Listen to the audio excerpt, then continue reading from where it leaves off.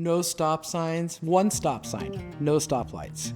It was very small. It was a very, very small town. And when we moved here back in 1988, there was no wine industry. That was like a dream. It wasn't even a dream then.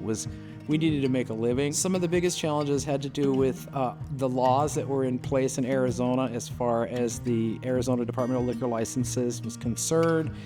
In 2006, when we really kind of went head to head and started to change laws. If you had a winery in Arizona, and at that point, there was like 12 wineries, you had to, as a consumer, go to the winery to buy the wine.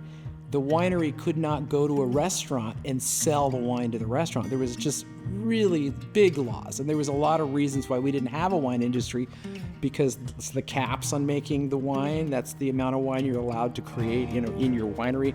We're 5,000 gallons, and that was not enough for anybody to make a living on as a winery.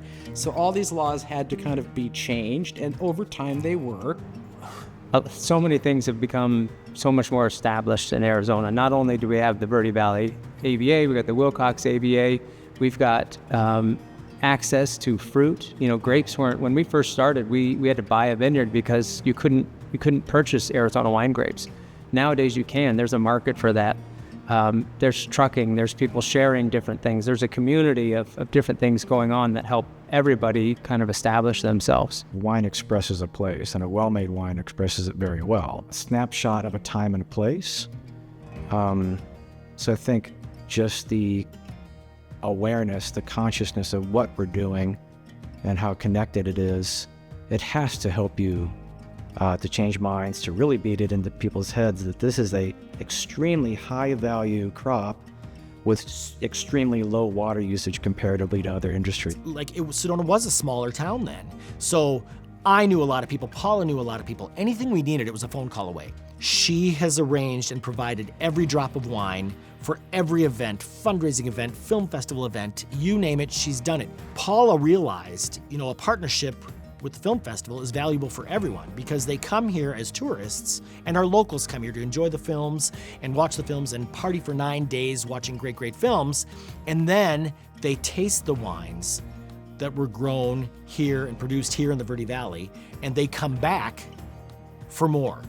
Paula's been involved in everything wonderful about the wine industry here in the Verde Valley and in Sedona. She's so worthy of this award. All of us, everybody that's growing here, everybody that's struggling to sell the wine here.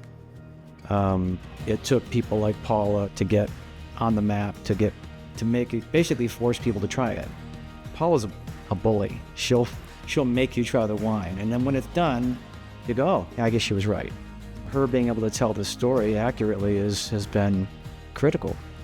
For her to be able to get out in the state and actually be considered for an award like this means that we're doing something right, and that she's doing something right. So more of that, and she's definitely the cornerstone of that kind of approach of storytelling. We just finally got to the place where we know when people taste our wine, they're going to like it. We know when they taste it with food, they're going to love it. And once they get to that, oh my goodness, I love this wine, and they have come here to maybe come see the Red Rocks, but they leave talking about the wine, and they leave talking about the stories of the people that are growing the grapes and making the wine. We won.